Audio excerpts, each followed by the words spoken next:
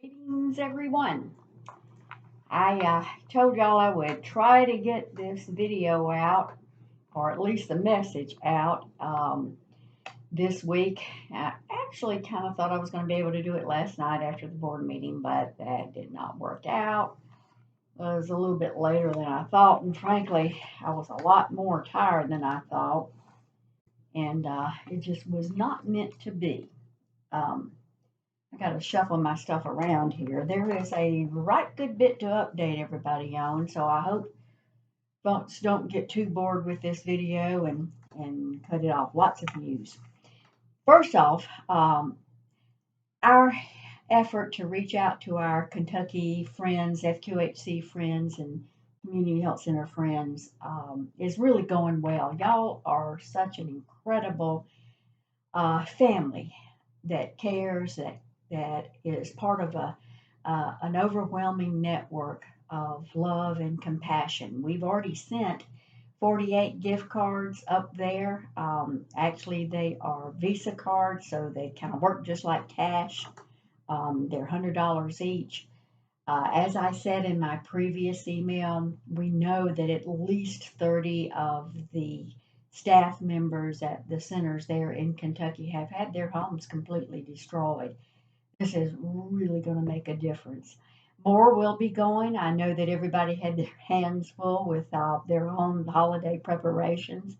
So many of us are sending stuff to John and signing those greeting cards and everything, getting them to Amanda. And there'll be different waves of gift cards and greeting cards and everything going out probably over the next 2 or 3 weeks. So don't think that there's a deadline on this. They have expressed so much appreciation. It's really going to make a difference for those folks that were really hit extraordinarily hard after such a disaster coming at a time where they're struggling with COVID, they're preparing for holidays. I just frankly can't even imagine what it must be like. So thank you. Thank you all for your loving and caring support in that relief effort. That's who we are. We are Care South Carolina Strong. Uh, it's not going to be a video if I don't talk about the virus. And so I'm going to talk about the virus. We are having a surge, folks. There is just no doubt about it. Now, whether or not that surge is happening because of Omicron in South Carolina, we're not really sure yet.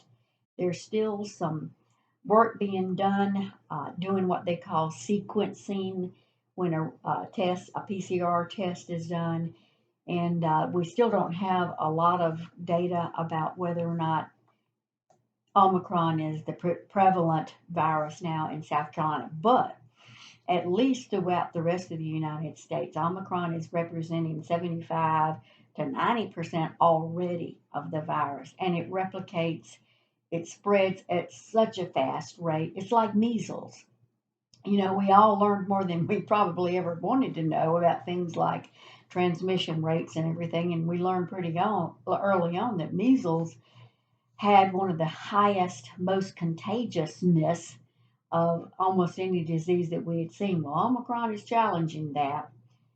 Omicron might nudge measles out of first place for transmission and contagious disease or virus. So it's either here or it's imminent. That means we really, really have to be careful. This week, as you all know, we were only open Monday, Tuesday, and Wednesday. And over in Suite B, with the monoclonal antibody infusion, we did 365 in those 3 days alone. Let that sink in. 365. And some of those were absolutely heartbreaking. A 3 month old was running a high fever, very sick, had to get an infusion. Many of our own staff got infusions before the holidays hit. And frankly, folks, it's a good thing that we were able to do that for 365 people because we have the option of giving about 3 different types of products for that infusion. I don't want to confuse you with all these crazy names, but Bamite is one of them, and that's the one that was approved for children. So that's a really important one. Regeneron has been the one that's been the workhorse throughout this pandemic when the monoclonal antibody infusions became um, a treatment option. And then sotrovimab has been one that has come upon the scene fairly lately. Well, I've got bad news. The Bamite and the Regeneron do not have effectiveness against Omicron. I'm going to repeat that. The Bam-Eat and the Regeneron do not have effectiveness against Omicron.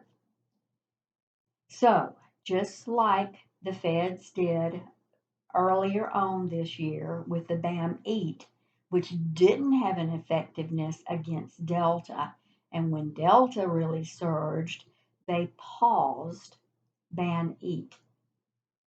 Just like that, in that scenario, there has also been a current pause because of the transmission and the huge fast rate of growth of Omicron of both Bam-Eat and Regeneron.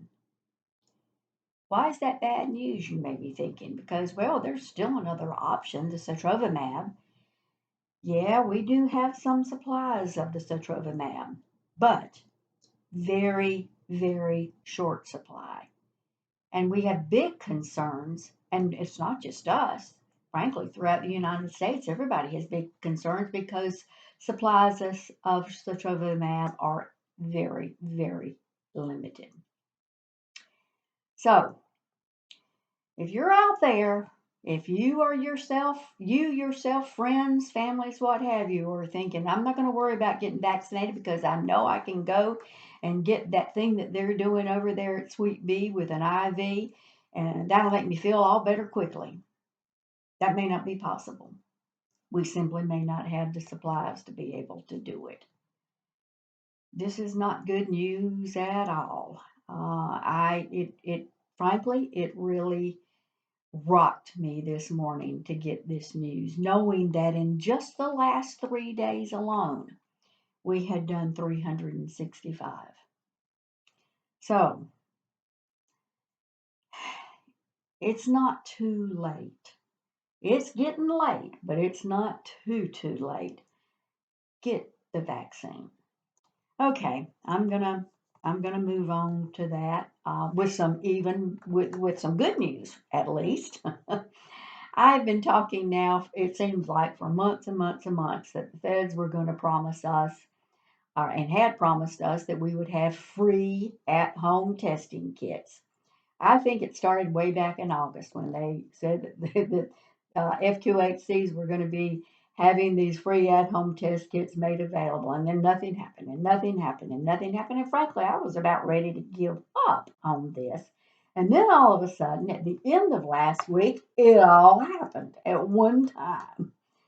Um, we got notification that the test kits were going to be available, and we had all these hoops we had to jump through at literally the last minute. We had to get everything done, and trust me, it was quite a bit to get done on deadlines that hit us with very little notice. The feds actually produced some webinars on Thursday and Monday, but the deadline for ordering was Monday at noon. So you want to talk about scrambling. Um, Had to get on the way to do this. It's a portal that HRSA set up. It actually happens to be very similar to the way we order federal shipments of the vaccine.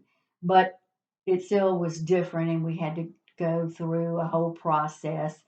Bless her heart, Millie Grooms was on vacation last week, but she is our key contact for ordering the vaccine. So she really had to double down her efforts to make sure that by that Monday deadline that I had done everything right. that I had to do, and that we were ready to order. And the good news is we placed the order. It At this point, it doesn't look like these testing kits are in short supply. They're going to be the Quidel Sophia test kits. Now, these might be similar. If any of y'all have bought any home test kits from pharmacies, CVS, or Walgreens, that's one of the ones that's been on the market for quite a while. So it actually looks like this is happening. We have been told, since we got our order in by that noon deadline on pharmacy, that we can expect shipments next week. That would be Tuesday or Wednesday. As soon as we get shipments, and by the way, for this first shipment, and we'll figure it out as we go along, we're only having direct shipments to the same places we get our vaccine direct shipments from the feds, and that's Bishopville, Hartsville, Chesterfield, Latta, and McCall. But we're going to try to figure out a way when those shipments come in there that then we can get them out, disperse those kits to the other neighboring and smaller centers. So we've got to kind of figure out how to do this, but so far that's our plan. And it's going to be a lot. It's not going to be in short supply. We ordered 1,500 test kits for each of those 5 locations. That's much test kits. So we're really quite excited about that. You may be asking, I'm an employee, can I get a test kit? Absolutely. You can get test kits, and you can get kits for everyone in your household. I'm going to repeat that. You can get test kits, and please do. Uh, Testing might be our best way out of this pandemic since the vaccination rates have been so low. Please get these test kits and get them for everyone that's in your household. We've got some logistics to figure out here, but like I said, how we're going to transport them to other locations, and what we're going to do to disperse them, who is going to be in each of the sites, the point where somebody goes to get them. We don't know some of those details yet, but we'll figure them out. But we are going to get them in your hands, and frankly, they're going to be available by walk-in to anybody that wants them. We're not going to be picky about you got to be a patient of Care South or anything like that. We need to get these test kits in people's hands as soon as possible. I'm going to be putting out some attachments to the email that goes with this video to give you some information. We've developed an attachment ourselves about what to do if you do that test and it comes back positive. What to do about that. And I'm also attaching the more recent guidelines from CDC because I know that there are a ton of questions around quarantine, isolation, what's the difference, what if I've been vaccinated, and all of that. It's a lot to try to digest. I even have to go back and review that. When somebody asks me a question, I gotta wait a minute. I gotta make sure I'm telling you the right thing, and it will be attached to the email that goes with this.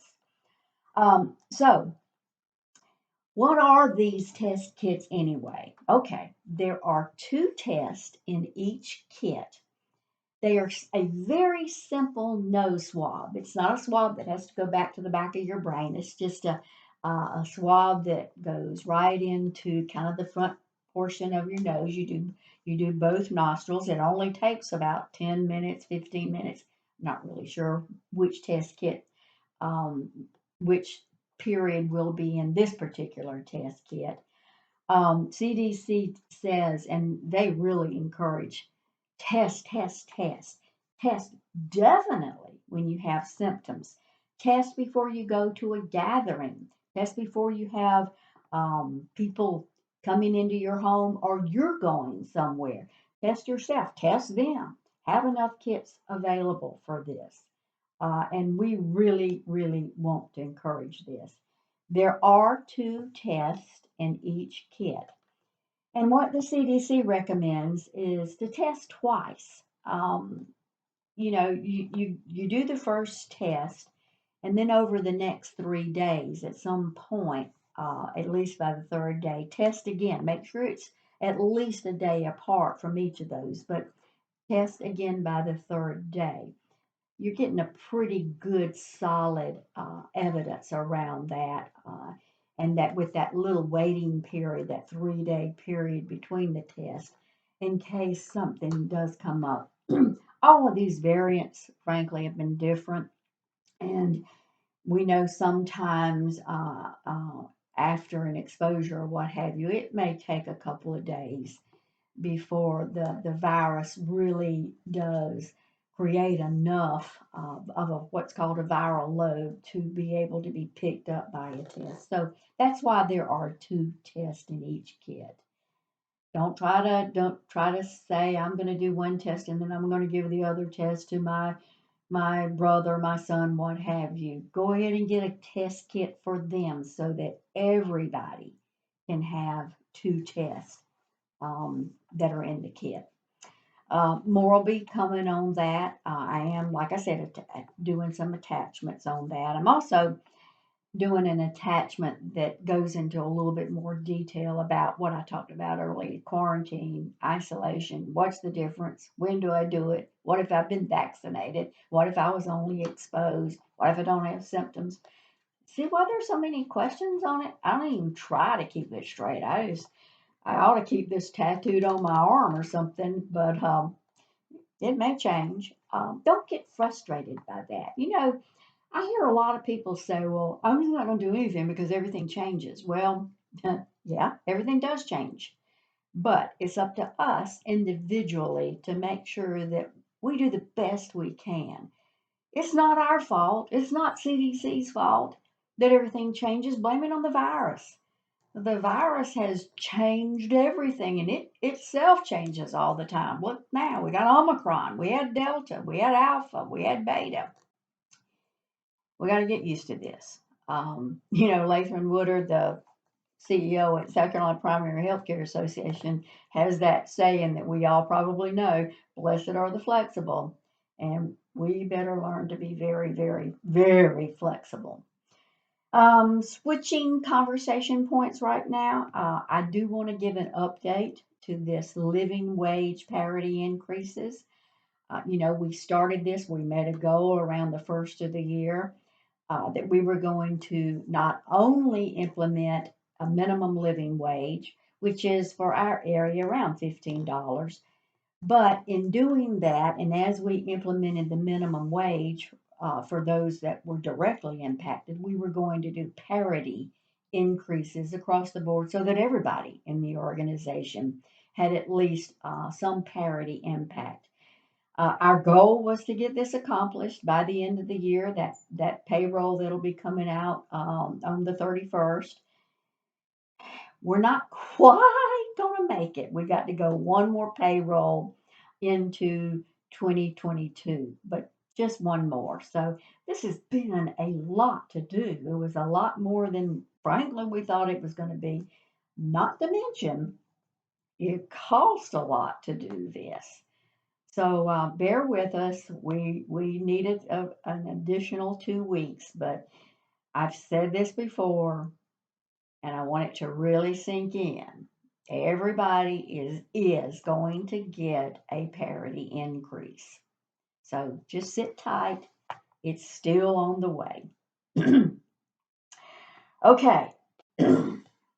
I think most of y'all may be listening to this video and reading the email because you want to know, what did the board do last night?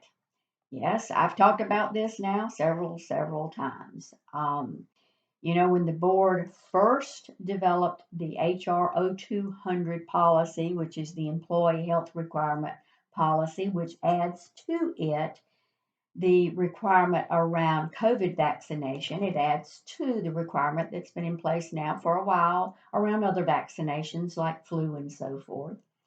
That was implemented on September 23rd. That was the first policy that the board rolled out, and they expected with that policy that all staff would have been fully immunized vaccinated by December 31st. And then CMS came along and we decided that, okay, CMS has got different guidelines, different dates. Let's go back and revise our policy to reflect CMS, the mandate out of CMS. And then the CMS injunctions came along, and we felt like it was in the best interest of you and the Care South organization that we honor those CMS injunctions, and therefore we put a pause on it as the injunctions had required. However, I told everyone and gave fair notice that we were not beholden to the CMS injunction.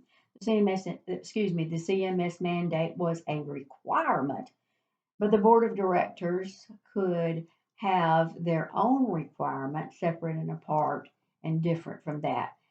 And the problem was that our policy actually was built around the CMS mandate. So here we were. Now, honestly, um, we still think that honoring the CMS injunction was a good idea. It created some real confusion. HR had some real scrambling to do, but we still think that honoring that injunction. We are quite different in that. Most actually, of the other FQs in the state did not. They maintained their own health vaccination requirement, mainly because they hadn't been quite like what we did. They didn't link theirs specifically to the mandate as we did. We kind of outsmarted ourselves, didn't we?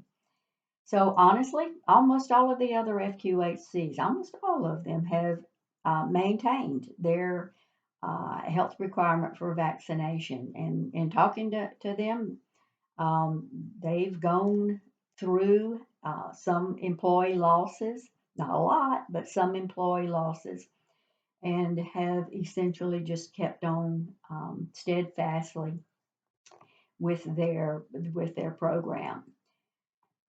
That being said, HRO 200 was presented to the board last night, back in its first iteration, similar to the September 23rd first policy, with the following date changes, recommendations that the first vaccine, either the first mRNA vaccine, which is the Pfizer, of course, or the Moderna, be accomplished on or before January the 7th, with the second being accomplished on or before February the 7th, giving enough time between the two since Pfizer and Moderna have different waiting periods between their two.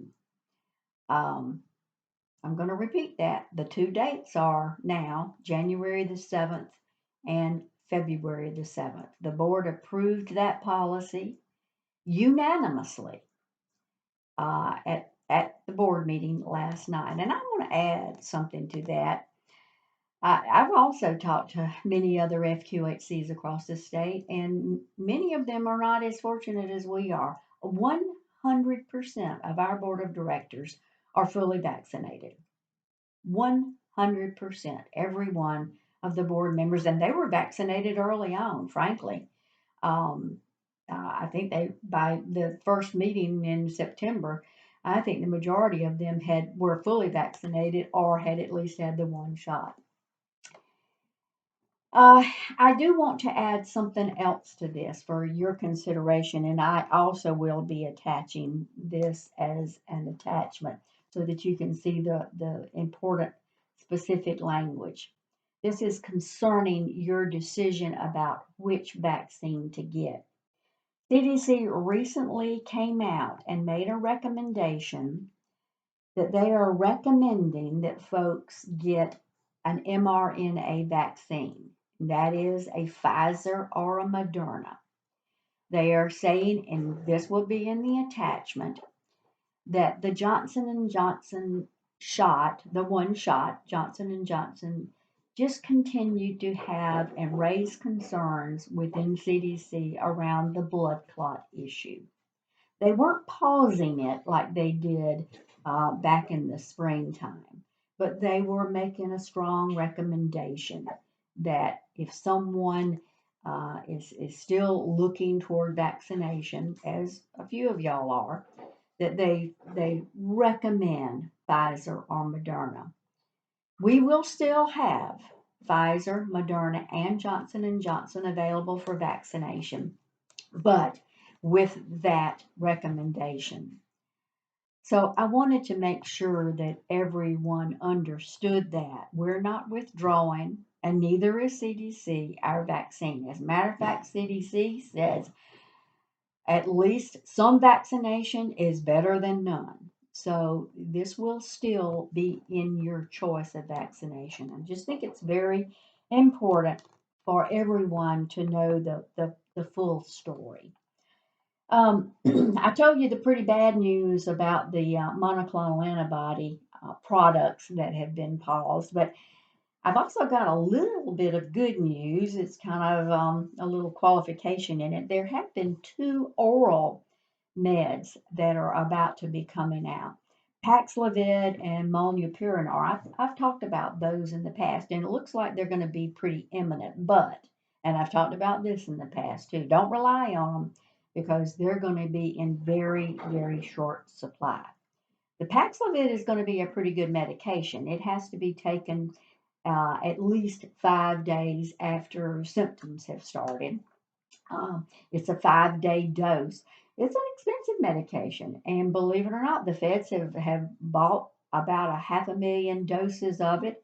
It will be distributed at no cost, but it will have very limited distribution, and we aren't really sure what that distribution is going to look like in our communities. And by that, I mean there will be only limited pharmacies that will have a supply on it. You'll have to get a prescription, you'll have to get proof of the test and so forth. So I'll do my best to keep you informed as that moves forward.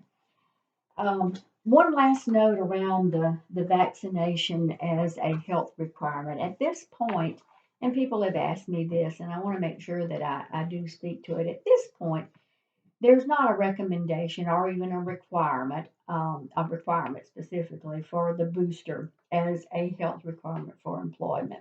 I make no promises though about whether or not that will be continuing as we learn more and more about this virus.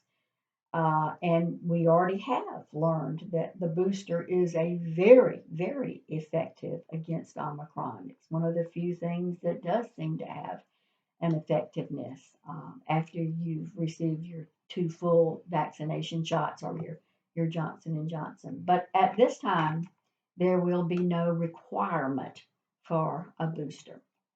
All right, folks, I know this has been a lot of information. And you'll also be getting the email with a lot of attachments to it. But these are important things that I felt I needed to take time and share with you. Please stay safe, people. I know you don't have the test kits in hand. Remember, they are on sale. You can get some from the pharmacies like CVS, Walgreens, and what have you. Testing before, after a gathering, that's still going to be important. And please, I know we're closed, but there are still some testing sites that are open across the state. If you have symptoms, please get tested. The sooner you know and the sooner you can take the steps of either whatever it needs to be, isolation or quarantine, the quicker we can at least slow down the spread. Be safe, but have a very, very good holiday. Merry Christmas. And I will talk to y'all next week. Bye bye.